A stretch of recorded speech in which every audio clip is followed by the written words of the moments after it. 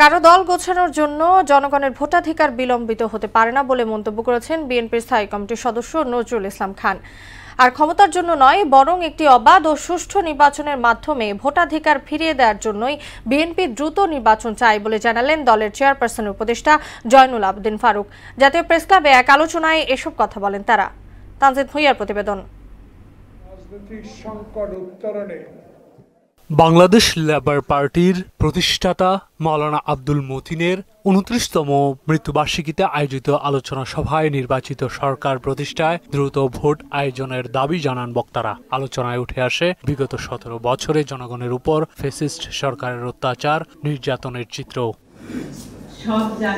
এতে জনগণের ভোটাধিকার ফেরানোর দাবিতে সবাইকে ঐক্যবদ্ধ হওয়ার আহ্বান জানান বিএনপি নেতারা। সরকার দায়িত্বশীল ভূমিকা রাখবে এবং এনসিপি আমরা তাদেরকে স্বাগত জানাই।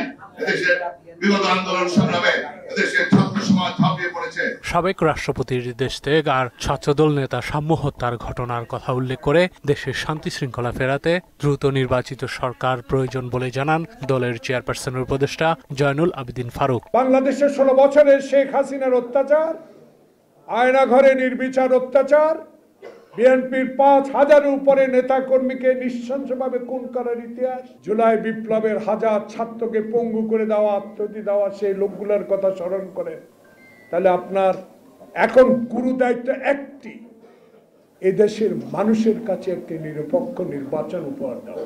ঐক্যমত্যের মাধ্যমে জুন জুলাইয়ের মধ্যে সনদ তৈরি করতে পারলে ডিসেম্বরেই নির্বাচন সম্ভব বলে মনে করেন দলের স্থায়ী কমিটির সদস্য নজরুল ইসলাম খান। আইনের মাধ্যমে, অধ্যাদেশের মাধ্যমে যেটা করা যাবে সেটা এখনই হবে, যেটা সংবিধানের পরিবর্তন প্রয়োজন হবে সেটা আগামী নির্বাচিত সংসদে হবে। সবাই একমত হয়ে দস্তখত করে দিলাম আমরা, এবং সেই অনুযায়ী আগামী দিনে কাজ চলবে।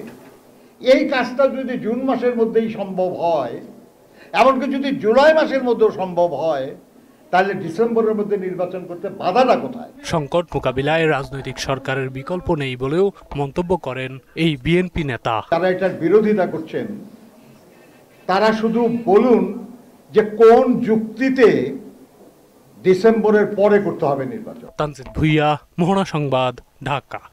জয়েন